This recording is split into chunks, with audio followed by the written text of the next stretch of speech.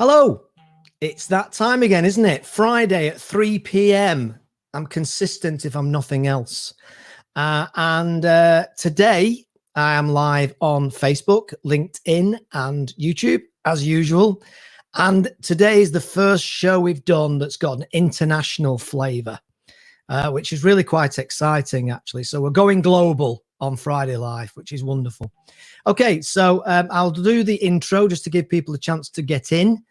Same old thing as usual. Say hello in the comments or ask questions as we go along. And I'm going to bring in Dan Edds in a minute to talk all about leadership, particularly in the 21st century. And I'm really looking forward to this because it's something that I'm personally interested in too. So let's just do the intro and then we'll crack on and we'll meet Dan.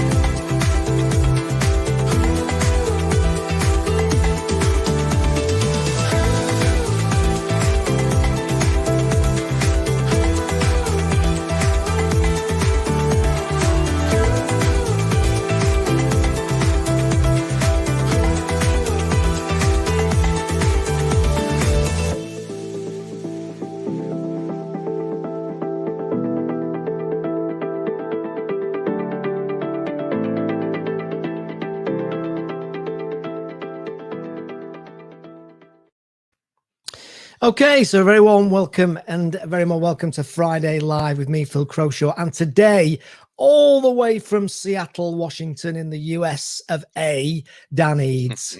So Dan, great to have you on, sir. Thanks for being our first international guest. Tell us a little bit about who you are, what you do, what you're passionate about, and what you're going to talk about today with me. Okay. Well, first of all, thanks for having me, and I'm absolutely delighted to be your first international guest. So, thank you for that honor. Um, but as you said, I'm coming to you from Seattle, Washington, actually just east of Seattle. I drove through the world headquarters of a little company called Microsoft when I came in this morning, and I've been a management consultant for the last 25-ish years, working with a variety of organizations, a lot of government agencies, healthcare, education, uh, uh, K-12 education, and higher education. Really working with them and their processes, process improvement, occasionally some team building, and helping them with their efficiencies, their effectiveness, and how they measure themselves for success. Absolutely brilliant. Now, one of the things that interested me when I was doing a little bit of research about you, and we were just saying, well, we have not done any pre questions with you. I always go with the flow. People who know me, when I do these things, I just go with the flow. One of the things that interested me was probably the word systems. You talked about leadership systems because there's a tendency, from my experience in business, to talk a lot about leadership as a thing. Yep. You particularly talked about leadership systems. So talk me through what you mean when you talk about leadership systems. Well, that's a loaded question for me because I do have the next 8 hours available. Yeah, the thing is though, Dan, I'm afraid that there's a timer here and the computer blows up after an hour. Oh gosh. So, Yeah. and it's also interesting that you asked me that question because here in the States, when I reference the idea of a leadership system, I generally get a blank stare. The places where I get oh, that's interesting, or tell me more, is always the UK, Australia, South Africa, Switzerland, and India. So I don't know what the connection there is. That's probably goes back a little bit of history there, but I find it fascinating. But basically, the idea is this: And it really started 5 years ago now, and there's a whole series of events that got me going down this path. But simplistically, um, I've been doing consulting work. I've worked with probably a couple hundred different organizations. And one day I just asked myself this question: well, how do high performing organizations approach the practice of leadership? And I had this sub question, which was just exactly what you said. Do they approach leadership as this thing that every manager did, either good or bad? Or was there something more that was going on in the background? Was there a way of doing leadership? Did they design specific methodologies and practices for their leaders? And when I got looking at organizations that consistently perform at a high level year over year over year over year, that's exactly what I found. Um, I really think of it now more as a platform. It's the platform of leadership. It's a little bit easier to understand than a system. But when you think about organizationally, the leadership is a platform, then it becomes something that can be built, it can be designed, it can be created, it can be measured, it can be monitored, it can be improved on. And oh, by the way, it is the foundation for organizational culture. And I think culture is probably the next great frontier in organizational performance. But you don't have a design culture unless you have a design system or a platform of leadership. Yeah, I just think that's, do you know, really seriously, I think that's absolutely fascinating. And I love I mean, I've been as you know, I'm a business consultant myself, but at the end Mhm, of the day, I have a corporate background, typically, in mhm, senior management positions, and I had mhm, leadership responsibilities. mhm. And it always seems to be, and always was, and I think it still is, about leadership skills. Yep, So the focus is send Phil on a course yep, and he'll learn about leadership skills. yep. So have you identified then a platform or a system that can be taught in a more structured, mechanized way? Yeah. Well, yes. And interesting, your experience with leadership development, which is much like mine. You go to a class, you go to a course, you go to a school, and they're going to teach you these skills. And then you come back to your own organization, and you finish your course on Friday. You come back to your company on Monday morning. You're all excited. You're going to start implementing all this stuff that you've learned, and by Monday noon, you forgot all of it. And there's all kinds of reasons why you forgot all of it, not the least of which is there is always a system of leadership in place. There's a way of doing leadership. Most of the time, it's chaotic and ineffective. And as Deming has told us many, many years ago, a bad system will outperform a good leader every day of the week. So the idea is that it's better to build the system, improve the system, than try to improve individual leadership skills. Um, but and the other thing that's important to note in that question too, nationally we spend about $50 billion a year on leadership development. Internationally, those numbers range anywhere from 150 billion to 300 plus billion. And there's not a shred of evidence from the standpoint of the organization. There's not a shred of evidence that there's any value to it. There's no return on investment whatsoever. Um, Meanwhile, and again, here from the States, 2/3 of all first-time leaders and managers get no training whatsoever in leadership and management. It's a lot like you taking a young man or woman. It's their first management position. We hand them the keys to a sailboat and say, "Go sail around the world, and if you make it back within a year, then we'll keep you." you know, there's going to be a few that make it back, but there's going to be a whole lot that drown in the process.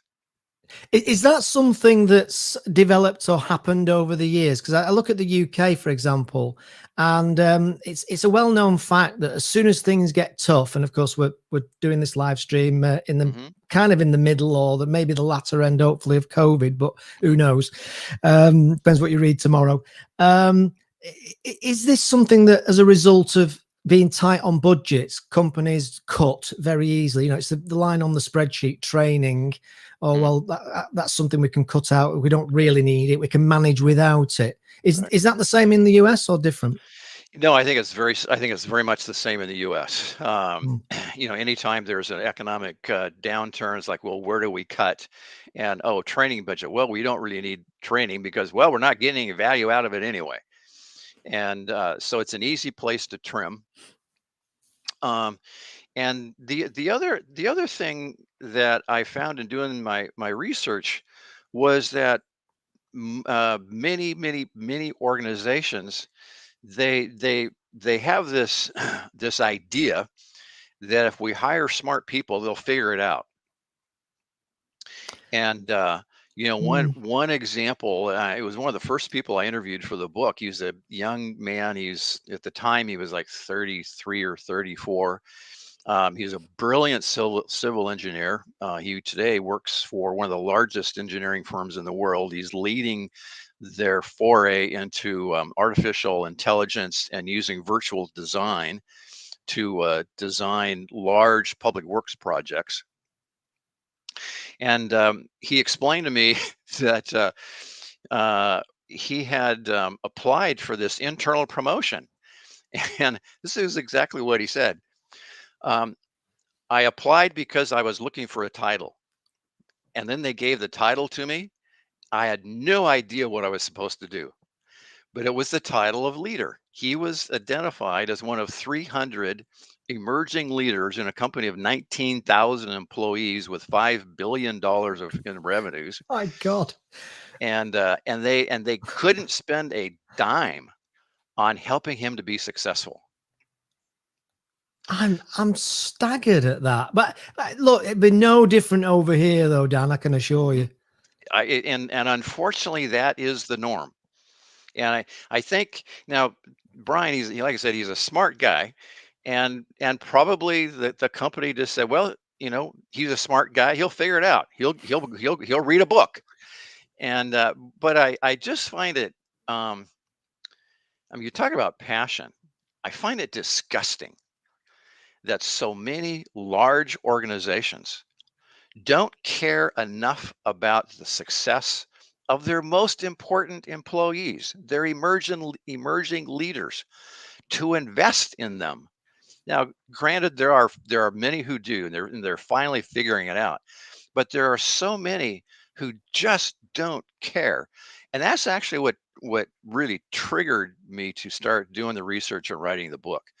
Was when I just saw two things. One, I saw so many organizations that just didn't care whether or not their people were successful, whether or not their people had the opportunity to work for an award winning, high impact, high engaging organization, or at the same time, I also began to see organizations that did care, that did invest in their people, that wanted their people to be successful, that wanted their people to have the opportunity to work for a championship kind of organization. And when I saw that, um, it was equal parts anger and excitement all at the same time. And that's why I don't sleep very well at night. So, And that's why I'm going to have to cut you off after 6 hours of talking. that's right. We only have 5 hours to go. So, It's all right. I've got a cup of tea here. I'll be fine. Yeah. They've got a question actually from Devon. Devon just says, "What's the book called?" it's called Leveraging the Genetics of Leadership, Cracking the Code of Sustainable Team Performance. And Fantastic. And Amazon, I guess. Yeah. yeah, Amazon is a good place. If you're in the States, I could get it through my website. It's actually a better deal. But there's also a Kindle version, an electronic version. Yeah, you might be better at that because it might be $35 just to send it over. Yeah, it's exactly what it is, actually. It's not economically viable at that point. Right, So thank right. goodness for Kindles and Audibles Uh-huh. and all that kind of thing. Yep. Yeah, that's interesting. So did you find when you started the research, and I've done research myself for books in the past, did you find anything particularly surprising Mm. about when you did the research, or was it fairly as you kind of expected? No, I went into it with very much an open mind, almost an empty mind. I was just, like I said, I was just looking for asking the question, how do high performing organizations approach the practice of leadership? It was that simple. The secondary subtitle was, is there any evidence of a system that's in place? So, I got doing the research. The first thing I had to figure out was, well, if there's a system, how would I recognize a system? If I saw one walking down the street, Mm. how would I recognize it? And then had to ask the question, well, what kind of, how am I defining a high performing organization? Because there's plenty of organizations, especially where I live, that make a ton of money. And yet, if you drill down and talk to the people working there, they're exhausted, they're tired, and oh, by the way, it's been 10 years since we've come out with a new and innovative product. And even though, so financially, they're very successful, but when you look at the foundation, there's a lot of evidence that the foundations are starting to crumble. Yeah, and of course they've come under some massive pressure, as all businesses worldwide have come under Yep. as a result of COVID. Yep. Um, did you find that did you find that companies that have a stronger leadership ethic and invest in leaders, is there any evidence that they are more innovative in the Oh, work that they do? I think the evidence is abundant and clear. I think you have to look for it a little bit because what a lot of companies do is, especially in the technology field, they just go out and buy another company. Mm, That mm. their process or their plan to be innovative is just to go and buy someone else's technology. Um, but yeah, I think they're incredibly innovative. Just give you one example. Um, one of the organizations that I discovered was a small manufacturing company, 200 employees. They design and manufacture high-end custom commercial furniture. And when I met with them, I was taking a tour. I finished the tour, and I asked them. I said, "So, is there any overarching, overriding purpose or philosophy or thought about how you approach the practice of leadership?" And I'm sitting on this couch, and just a short ways away, there's a big, tall guy named Todd. He's the production manager. He's probably 6'2", 6'3", weighs 250 pounds. He's a big guy. And he gets up out of his chair, walks over towards me, stands in front of me, looks down at me, and says, "We practice servant leadership." And I'm like, okay, the body language is really interesting. Yeah, what we say in the UK in those situations is that if he says it's Sunday, it's Sunday. Okay. Well, that's what he said.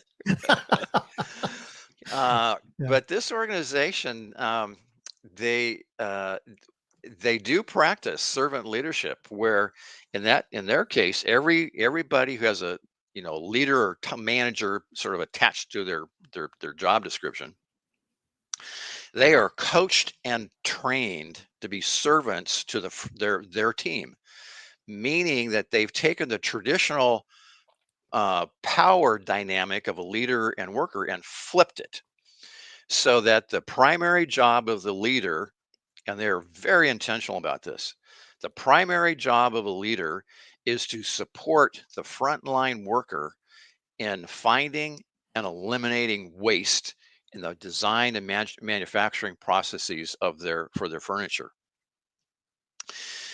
Consequently, they practice something called Kaizen, which comes out of the Toyota Yeah.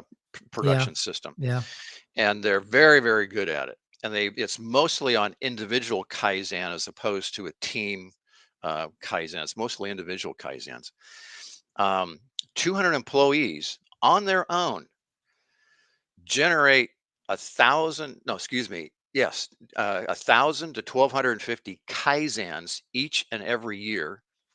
Each one saves the company about $1,000. So every year they are extracting the equivalent of 4 to 5% of gross sales out of their cost structure each and every year. And they are innovating something new virtually every day of the week. And and their employees, they get rewarded for doing Kaizen. And the really remarkable thing about that company is that they have a waiting list of customers who want to do business with them. If I told you the name of the company, you'd never heard of them. But if I told you the name of their customers, every one of them are major national and international brands. And they're literally waiting in line saying, would you build our furniture for us? And they have the privilege of essentially picking and choosing the people they will they will build furniture for. In fact, they have a 10-point scale. If you were to call them up and say, can you build me, 500 couches for a new office building, they would say, well, they'd start interviewing you. And it's really, do we want to do business with you? And if you hit the right check boxes on this 10-point scale, then you're in. If you're not, they're going to say no thank you. But they have that kind, they deliver that kind of quality and that kind of value to their customers, that's the position that they're in. They can pick and choose who they want to do business with. Amazing. Did you find that when did you come across some organizations and some businesses where you were in any way staggered that they'd actually managed to survive this long? Uh, Or were they none that bad?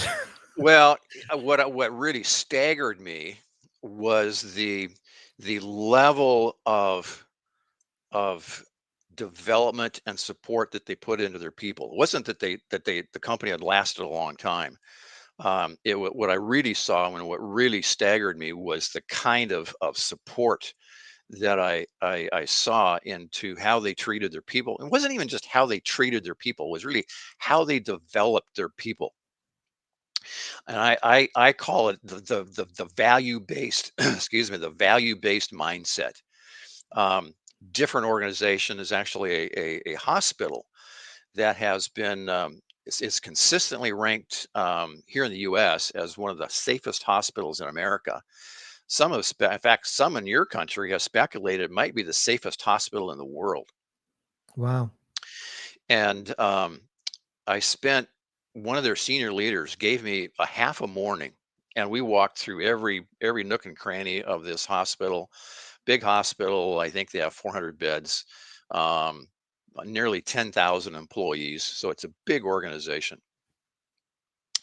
And she was walking me through not just the physical spaces, but she was showing me how they function from the standpoint of leadership.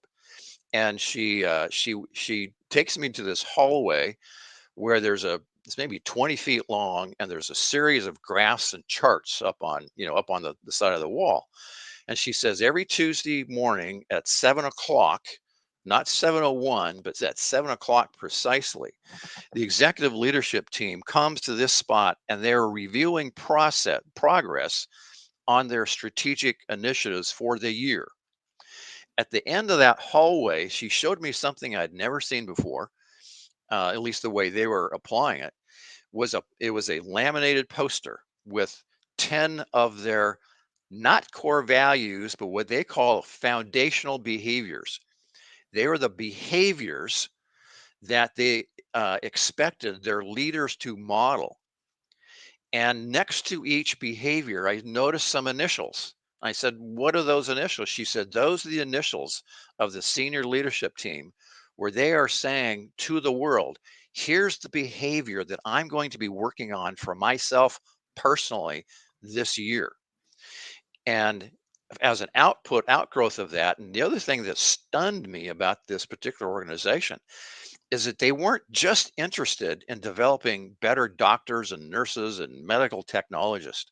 They wanted to develop better human beings, and they were intentional about it because they recognized that if they can take a human being who is insecure and doesn't maybe have a whole lot of sense of self-empowerment, and if they can not only make them a better doctor or nurse, but a more self-confident human being, ultimately that additional value is translated to their patients and their customers.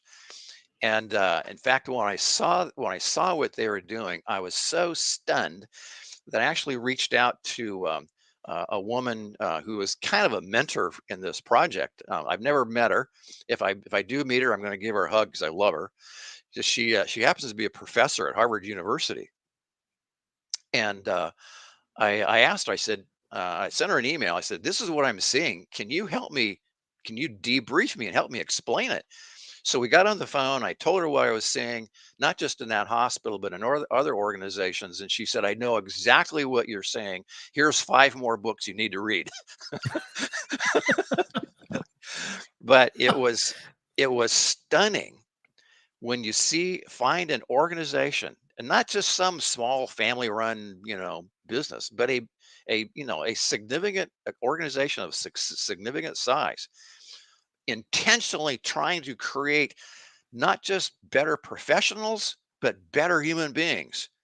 And recognizing that when people walk in the door, they walk in the door as human beings, and they want to get the full value and impact and opportunity that that human being has to offer themselves and their customers.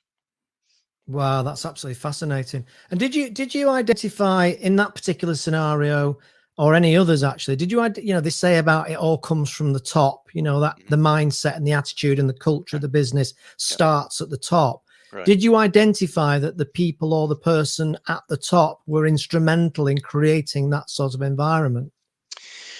Well, obviously that's true.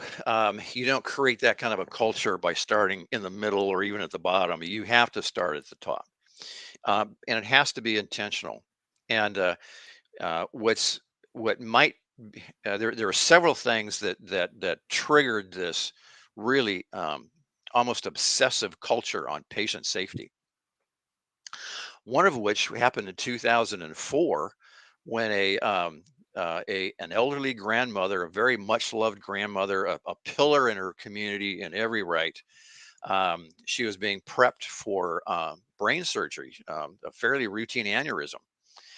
Um, and the surgery was successful, but within hours, her entire internal organs started to shut down, and they could not figure out what it was.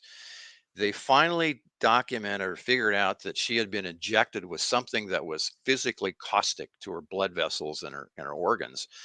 And they got tracing it back, and they realized that when she was being prepped for surgery, there was 3 bowls of clear liquid sitting there. Um, one was saline solution. The other one was a contrasting dye that they would inject into her blood veins to track the stuff through the blood vessels. The other one was an antiseptic that would clean bacteria from the skin. And so when the surgeon or the radiologist called for the contrasting dye, she was actually injected with antiseptic, and Oh within a my few God. days she was dead. Whoa. It just so happened that this woman was the personal patient of the chief medical officer. And they had, a couple of years before, they had really taken the very bold and I think courageous approach to adopt the Toyota production system and how they were going to deliver healthcare.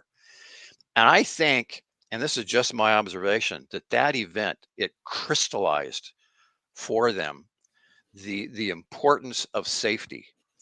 And in that particular event, they did not fire anybody. They did not reprimand anybody.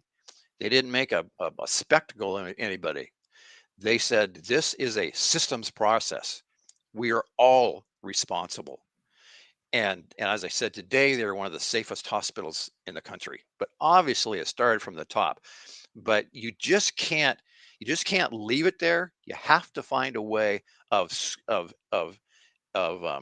taking that concept of patient safety and scaling it throughout the organization, vertically and horizontally.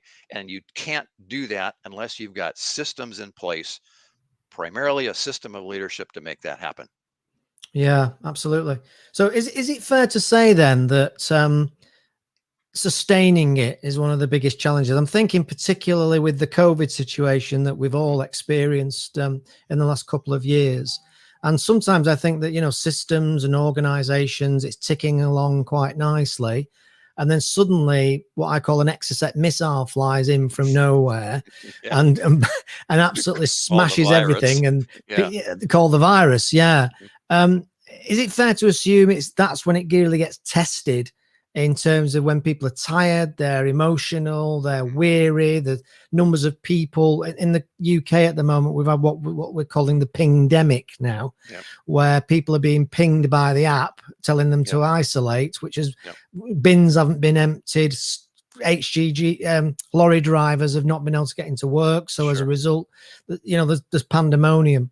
So I know I'm going a long way answering the question, but you see where I'm coming from. Is Yep. Yep. that when it really gets tested? Um, yes. Ultimately, that's that is the Exocet missile that's coming in and wanting to blow things up. The interesting thing, though, about systems have a way of self-organizing. Think about your own body and mind. As you're sitting there and I'm sitting here, we have 11 different systems functioning within our body, each one in support of the other. When something called a virus comes inside our bodies, the body starts to react to that. It starts to gather its defenses, and all systems will do that, whether they're biological systems or man-made systems. They will always find a way to achieve their purpose, even in the event of that Exocet missile. Now, it may not be perfect, it may not be good, it might, might not be pretty, but systems want to do that anyway. And so when we think about organizational systems, and especially a system of leadership, when a threat comes in from the outside, the system itself will want to protect itself. And I think, I think one of the things that I'm anticipating is that when we look back on COVID and those healthcare organizations that not only just survived but thrived, I think we're going to find organizations of strong systems design, systems dynamic in place, and especially in leadership. We're gonna be able to look back and say, yeah, here's some organizations that really shined in the midst of an international pandemic. Was it hard? Absolutely. Was it challenging? Did it challenge them to their core? Absolutely. But I think we'll find that those systems that are in place is what carried the day for them. Yeah, incidentally, it's probably worth me just asking you at this point. We're recording this, or so we're streaming this, I should say, really, at on the 6th of August, 2021. Where are you at now at this point in the US? I mean, obviously, I know it's a big country, but in your particular state and maybe in the surrounding states, in terms of vaccinations, are people Yeah. out and about again now, or where are you at? Well, it really, my understanding is that it really varies state by state and region by region. So, here in the state of Washington, I think the latest numbers are, I think we're right around 60% that have had, that are fully vaccinated. Might be a little bit higher than that. I'm not sure. But then we have places like Texas and Florida. They're, I think, around 50%. And that's where the latest outbreaks are coming from. And um, uh, I have, frankly, it angers me. I have family and friends who still think that the whole COVID thing is a bit of a hoax. Oh, yeah. That I had a friend tell me last week that he thinks that the research hasn't been complete completed enough on the vaccinations, and that, at some point we're all gonna, I don't know, we're all gonna die or something from the vaccination. And I just don't get it. Um, Unfortunately, one thing about American culture is that we really value the independence of the individual. We call it the John Wayne syndrome. We're all going to be on our great horse, riding off into the sunset by ourselves. Um, and when we get hit with something like COVID, that culture actually works against us, and we have a fundamental distrust of anything that looks like government on us. That's just part of who we are as Americans. We're individualistic, and we distrust government. Well, in this case, that works against us, and it's detrimental to our health, physically to our health, and people are dying because of it. Yeah, I mean, goodness me, where do I start with that? We've got exactly the same issues here. Anybody watching or listening to this will know that we've got exactly the same problems here. What I call sometimes anti-vaxxers, and Mm. yeah, I am 100% in agreement with you. I've got friends who say they're not having it. It annoys me. I'm conflicted because I want to say what I want to say, but they're friends and I don't want to insult Right. them.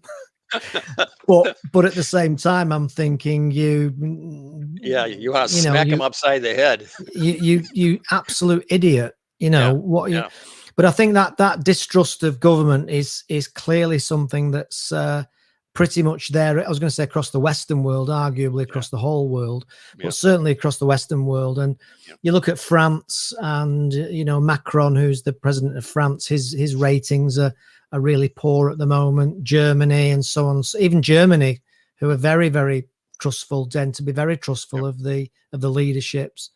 Mm.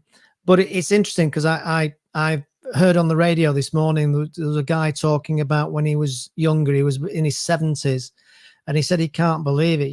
When he had all these jabs when he was younger, Mhm. they just turned up at the school, they all lined up, they all got jabbed with about 7 needles. And there was Yeah. nobody going, excuse me, sir, my mum says I can't have it. Do you know what I mean? It's like, Yeah, I remember those times. Yeah, you stand in a big long line, you roll up your sleeve, and nobody looks. yeah, it's just unbelievable, really. Yeah, But it is, freedoms are great and everything, and yeah, but there are times I think where in this country, I don't go on about it, but in this country, seatbelts, for example, mhm, are the law, yep, and you have to wear a seatbelt under the yep, law. yep, Now, you're told to wear the seatbelt fundamentally to protect yourself and sure, potentially to protect the passenger who's in the yeah, car with you, right, right, and nobody questions it. right, When it happened originally 30 years ago or whatever, there was probably I can't really remember, but there's probably a bit of a hoo-ha, but yep, nothing like there is today with right, internet and yeah, social media. yeah, But you do it because it makes sense. makes sense, I know. It's just logical. It makes sense, and Well, you just get on with it. yeah, well, that's that I have thought and used that exact same analogy. It's like, wait a minute, do you drive a car? Yes. Do you use a seatbelt? Yes. Why? Well, A, it's the law, and B, if I get in a wreck, it's going to help keep me alive. Okay, so what, what, where is the disconnect between that and a vaccination that may not only save your life, but it may save the life of your mother, your father, your uncle, your best friend, your neighbor? Dan, nobody's going to believe that we've only just met. They're going to all be thinking it's conspiracy that we've scripted this word for word. We're obviously agreeing far too much on it all. Yeah, dangerous when two people agree.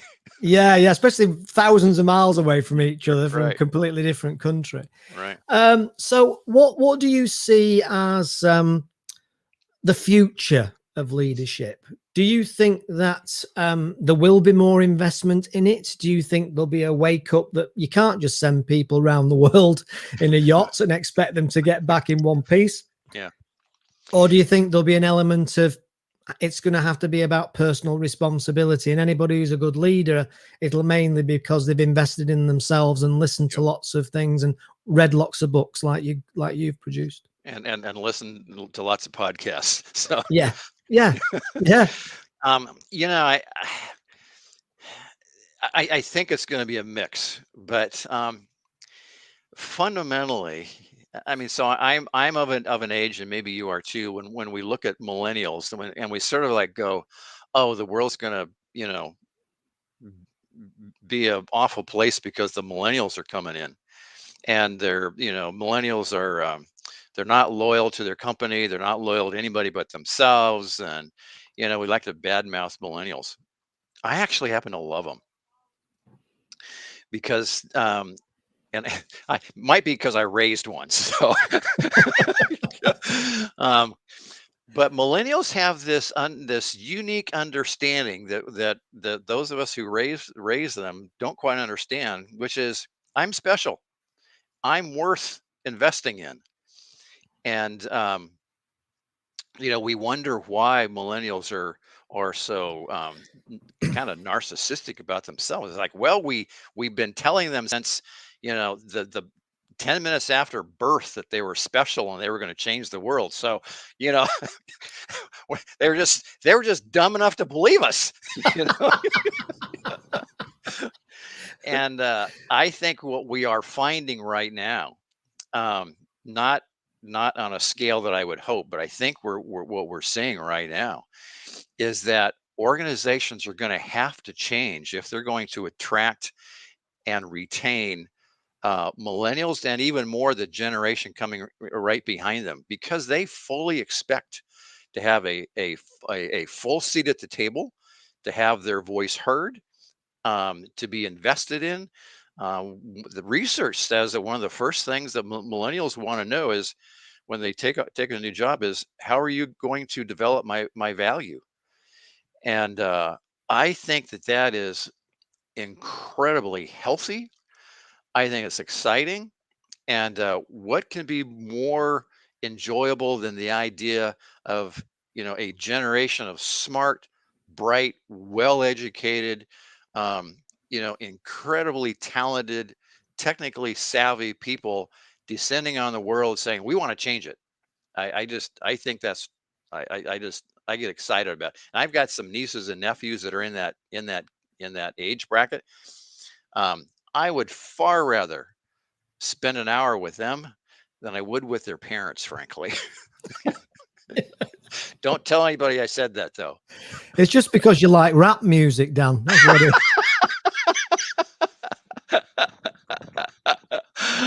I don't, but I love the people who do it. Who would you say? Who would you say has the balance of power right now in the US in terms of the employer versus the employee? And I say that based on the context of in the UK, when unemployment's high, Mhm. then the employer can be a bit more choosy, and Yep, vice versa. yep. Is there any particular entity out of those two parties that have more power now in terms of the employment process? Yeah, I think right now the employee has enormous power. Mm, I mean, just think about it. I mean, y- think about your first job versus someone that's coming out of college now and their first job. They can go on the internet and within 30 seconds, they can know whether or not someone is offering them a job where if they have a competitive salary. They can understand their culture. They can meet other people who work for that company, and they could start interacting with them about what the company is like, and who does what and what they're doing, what their real values are versus what their stated and espoused values. So I think employees have tremendous power. The other thing right now is that people can pick and choose the job that they want. I was in a meeting 2 days ago. I'm on the board of a it's an international nonprofit, and we are struggling to find workers, and at all levels, not just entry levels, but at all levels of the organization. And in this meeting, they said, we're posting these job postings, and they said the kind of jobs that we're posting, we traditionally get 20 to 30 applicants, And Sarah said, right now we're lucky if we get one or two. Wow. So that just puts the employee really in the driver's seat, and they could. I mean, in McDonald's. Now you have McDonald's in the UK. Uh, I heard a couple of weeks ago, right where I'm at right now, McDonald's is paying people $50 just to come in for an interview. My God. And that's interesting because that I don't know about that particular policy, but certainly everywhere you drive around in the UK at the moment, there are Mhm. large banners Yeah, everywhere saying hiring, now hiring. yeah, help wanted. Yeah, we have the same thing. Why do you think that is? Is it just a population issue, or what do you think's driving that shortage? Yeah, Phil, I can't say I know for sure, but what I hear is that there's still enough federal money sort of floating around in the financial system to help people financially, that there's not a whole lot of incentive to go back to work. Um, Mm, mm, that's one. The other thing I think that I think is fascinating, and I'd be interested to see if you have this issue in the UK as well. Um, People have been at home for the last 18 months, and um, they've kind of, I think, what I understand, a lot of people are coming to the conclusion they don't want to go back to their former employer. They're tired of being treated like a commodity, and they're looking for something better. And yeah, yeah. they don't feel the need to to be owned by the company and the paycheck. Yeah, that's very true. I would say in this country, I would say a few things. First of all, and I'm sure it's the same there because it's a human thing, is that for many years now, we've been on what you might call, I call the hamster wheel. So people are working all hours, they're jumping in the cars, silly o'clock in the morning, they're coming Yeah. home, they're exhausted, and Hmm. it's rinse, repeat, rinse, repeat, rinse, Yep. repeat. Yep. What happened with COVID is it came along and it just basically put a brake on, Yep. and it allowed people to come off the hamster wheel, Yep. and it allowed Yep. people to reflect. Yep. It Yep. allowed people to think about, do I really want to go back to that crap? Yeah. Basically, Right. Right. do I really want to go back to that? Do I really want to go back to leaving the house at 6:30 in the Hmm. morning and sitting on the motorway for an Right. hour because there's a small bump Right. just ahead? Right. um, I think that's one thing. And I also have a view, and this is just my view. I think there's, to a point, I think people have almost got out of the habit of Hmm. working. Hmm. Hmm. you know, and Yeah. and what you said is absolutely true. In this country, we have what we call the furlough scheme, Hmm. and there are some significant numbers of people, probably millions, who Yep. haven't really worked for best part of 18, 19 months, but have been on Right. 80% of their normal salary. Yeah. They've reconnected with family, they've Yeah. reconnected with their children, their lives have become more about back to in their hands. Yeah. And like you say, the idea of going back out there and doing it Hmm. all that again, it's like no Yeah. flipping chance. Yeah. So the numbers of people starting businesses and trying to start businesses has exploded for the same Hmm. reason. Yeah. Yeah. I have a park that's right in back of my house, and as soon as we all had to stay at home, one of the things that I noticed that I actually thought was a wonderful thing was you started seeing dads out in the park with their kids. And I Yeah. I think there's some, and I'm still seeing that. And they're out. I see dads out helping their kids ride their bicycle, and I see families walking together and riding bicycles together, and or playing baseball or soccer in the park right behind us. And if there's a whole silver lining to this COVID thing, it might be that families are at some level kind of reconnecting, and they don't want to be on this rat race where you go to work 6 o'clock in the morning, you get on the freeway or your motorway, you fight the traffic, you come home, and then you got to take the kids to all their activities, and someplace between Sunday and Saturday night, you have a time for a dinner together. And I something tells me that people have found some of that family connection, and they don't want to lose it. Yeah, I definitely think that's a lot to do with it as well. Have you had, and obviously the geography is very different in the US, but we've had, as you might expect, an explosion of what we call now the Zoom nation. You know, the Sure. Zoom video, like Right. video calls everywhere, Yeah. and working from home has become very much a thing in the UK as well. And there's a debate at the moment about and it's linked in a way to what we were just talking about, but it's that, will people continue to work from home? Yeah. Will the companies themselves allow people to Yeah. stay working from home? Yeah. Is that something that's a thing in the US, or is it different because of the geography? No, it's a huge thing right now in the US. And so I've done a lot of work, consulting work with mostly government agencies down in San Francisco Bay Area, Silicon Valley. And you drive through, up the freeways in Silicon Valley right now, you'll see a whole lot of buildings that are not empty, but they're certainly not as full as they were a year and a half ago. Yeah, yeah, And San Francisco is an area where there is a net outflow of people. They're they're moving to Utah, to Florida, to Texas, because they can buy a house that's 3 times the size, at half the cost, and with a swimming pool sitting on a golf course. And they could do this, and they could do their work sitting from home, or sitting, in front of their swimming pool on their laptop. And the company doesn't know where they're at, and maybe they care, maybe they don't. And but that's an issue that's going on right now in the Bay Area, and it's a big issue, because a lot of companies and the cities, they've designed all this infrastructure for buildings being full of people, and now there's a net outflow of people. So what do they do? yeah. No, exactly, and of course, in the UK, certainly, it's the legal responsibility of the board of directors to maximise profit. Yep.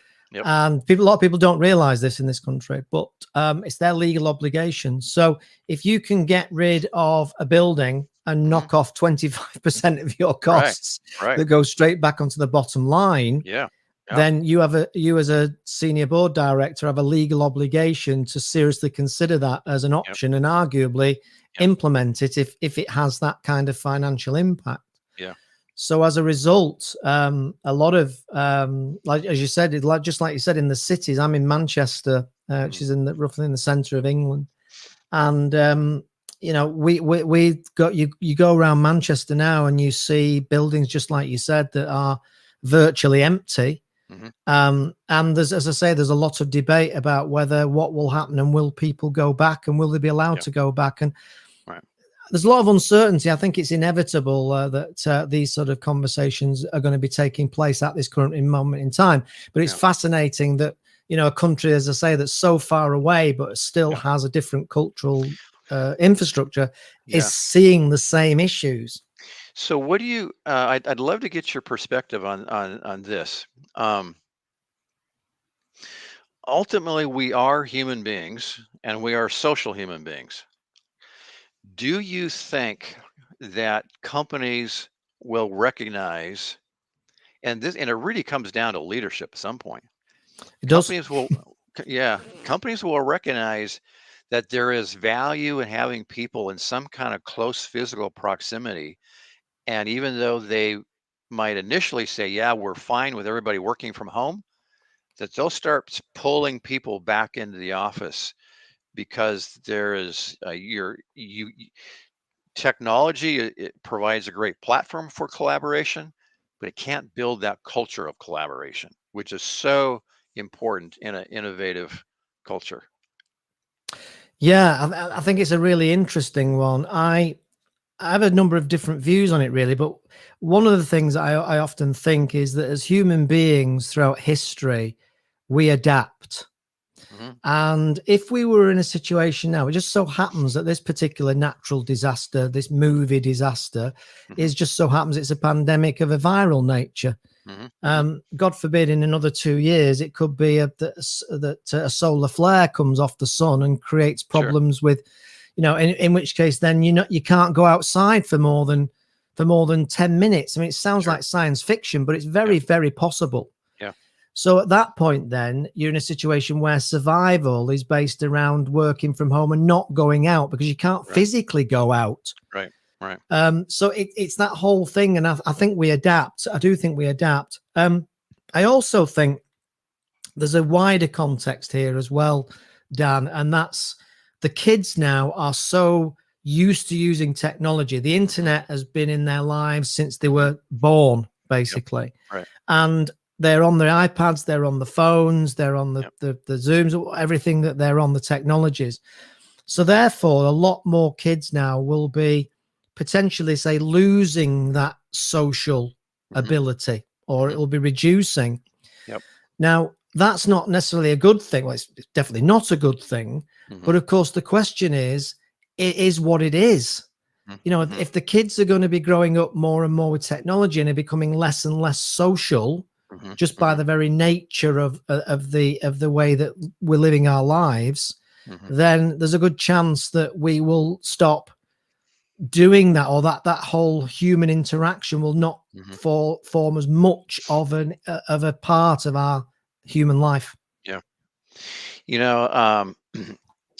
I heard a young guy speak 3 or 4 years ago at a business person's breakfast meeting, and his comment was, I have, and I can't remember what he said, like 10,000 friends on Facebook.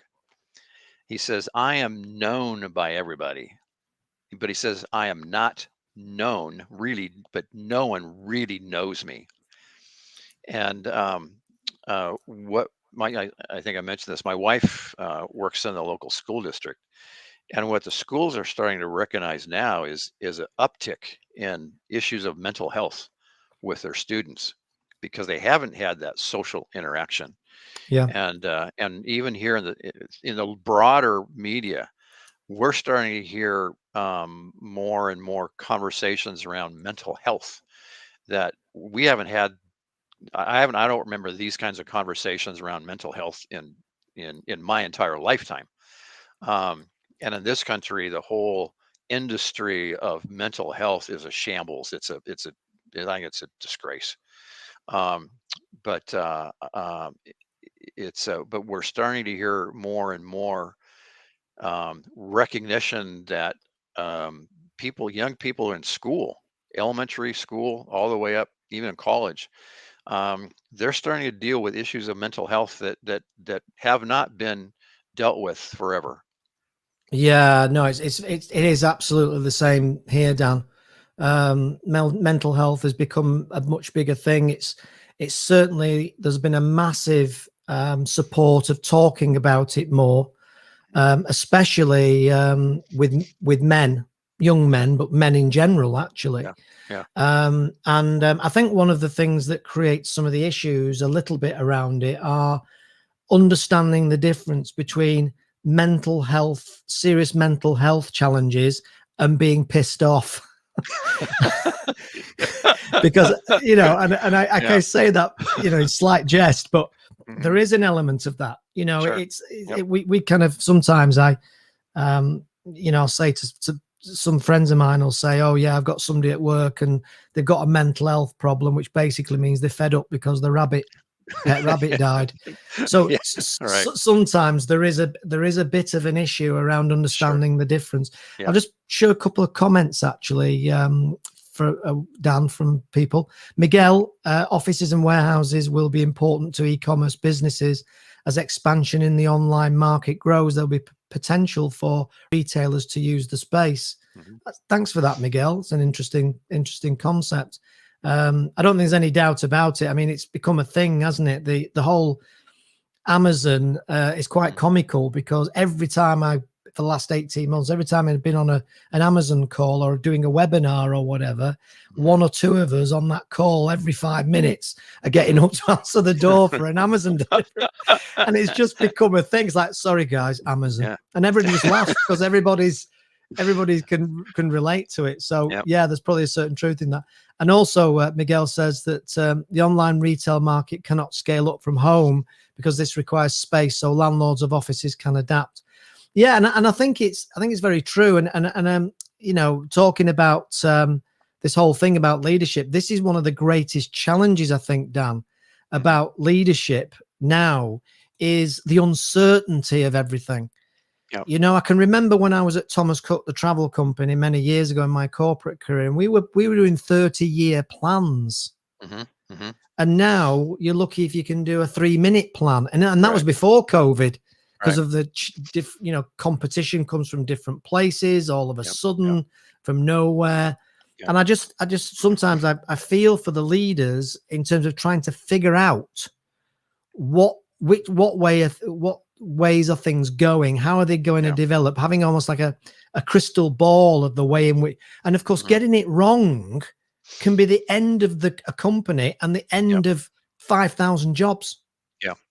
You know, I think that is a really critical question. But here's what I saw in the research for doing my book. Some of that can be mitigated by creating organizational cultures of courage and collaboration. And because when an organization does that, and they're really distributing their leadership, they're distributing their good ideas. And I mean, just think of like this manufacturing company with 200 employees. Would you rather have one person, or maybe even two or three, who's thinking about the future and trying to grapple with, you know, markets and changing markets and what customers are going to want? Or would you rather have 200 people thinking about that? Yeah.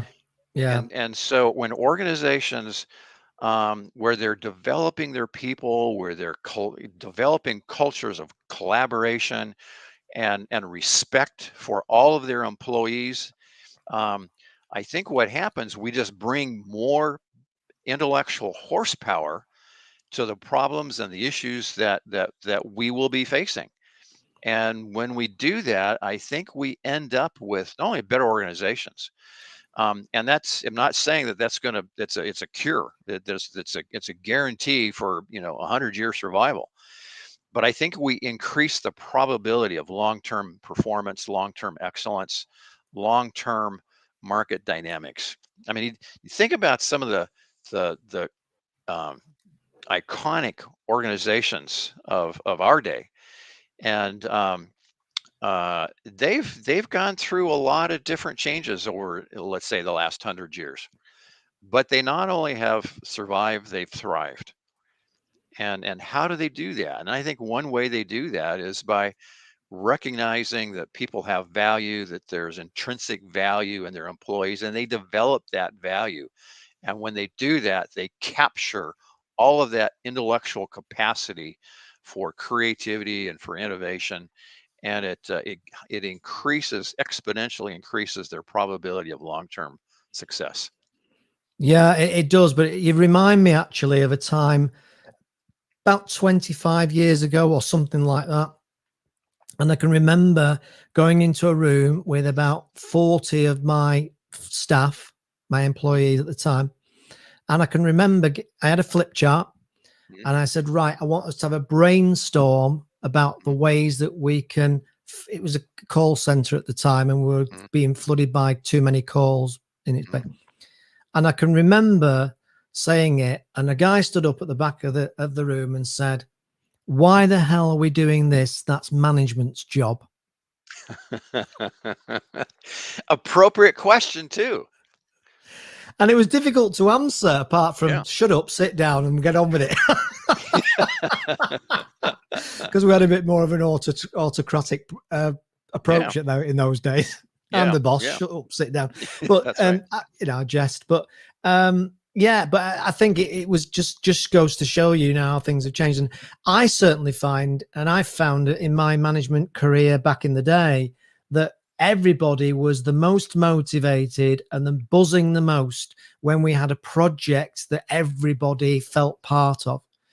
And I think that that is one of the crucial parts of leadership that Mhm, is that really is so powerful, mhm, is where you have a leader who can get people, galvanize people mhm, into a project, mini projects, mhm, where they feel they're contributing to the bigger picture and mhm. not just being kept in their little hole and Right, tap them right. on the head every day. Yeah. Well, but take that idea and say, okay, how do you scale that? Yeah. If you have a company of 10,000 people, Mm, what's the value of one leader who can motivate and galvanize their team of 20 or 30 or 40? mm, Yeah, it's nice, but mm. what you really need is 1,000 leaders Yeah. who know how to empower their employees, to develop their employees, to capture that full capacity of their employees. One of the um, fascinating interviews that I did in this book project was I had the chance to to interview a we call them elementary school principals here. It's the early grades of the school, and this principal had taken over a school. It was academically, it was the lowest performing school in a district of 25,000 students. Um, Lots of rumors of open strife and hostility amongst the staff. The prior principal had been run out by the teachers union, and by any measure, they were a certifiable mess.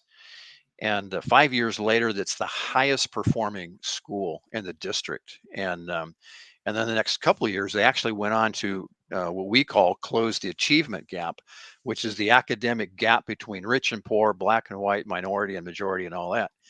um, a colossal achievement. Um, and When she was telling me about the way she approaches leadership, first thing she said was, "I don't know anything about leadership." She then went on to describe for me the most eloquent system of leadership I found outside the United States Army. And when she was talking about her people, and her approach to developing her people and her staff, I said, "It sounds like you're really wanting to develop the whole person, not just help teachers become better teachers, but you want to help your staff to become more self-confident, more empowered, and more passionate human beings." And she looked at me like I was from outer space, and she kind of went like this. She said, "Of course, why would I want half a teacher walking in my door?" And I think the same could be said for Mm, a software engineer, for an accountant, for a bookkeeper, for a mm, doctor, for a nurse, for a mm. dentist, for whoever. Why do we want half a person walking in our door? That's right. I remember a guy saying to me once and this made me smile, and I thought it's very true. Um, he's actually had a training company, and he went in to see a business, and he said to the MD, "Obviously, we can do some training for you. It would help the people." And the managing director said, "The problem is that if we train people, then they leave." Hmm. And the guy said, "Well, just imagine this. You don't train them and they stay."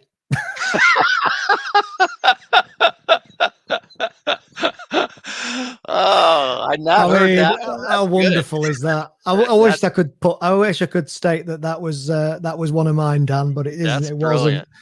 But it That is. It's a very thought provoking thing. Right now, I'm sorry to say we're coming to the end of the show, but wow, that's been amazing. That's a really quick hour and 8 minutes, if there ever wasn't.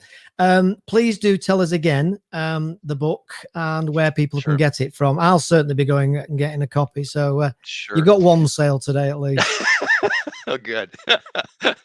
Well, the book is called "Leveraging the Genetics of Leadership: Cracking the Code of Sustainable Team Performance." And it's just basically the idea of talking about organizational DNA. That's where the concept of genetics comes from. And the book is available through my website. Um, you can get the electronic copy through my website or through Amazon. It's available through the Kindle version is available through Amazon. That's probably the best deal. Fabulous. Dan, thanks very much for joining me today. Have a great weekend in Seattle, Washington. Thanks for we're no longer international virgins. Thanks to you. Well, Phil, thank you. It's been a blast. I hope we can do it again sometime. Oh, absolutely. Absolutely. Thanks very much, Dan. Have a great weekend, and I'll catch you again soon. Okay. Thank you. Bye-bye. Thanks everybody for joining me today on Friday Live, and that's for really, really great. If you're watching this live, thank you for joining me. I know time is precious. And if you're watching it on catch up, I hope you've enjoyed it and taken some insights and ideas about leadership and all the other stuff that Dan and I have talked about today. Have a great weekend, everybody. And I will see you all again soon, possibly, yes, probably next Friday for another Friday Live. My name's Phil Crowshaw. Bye for now.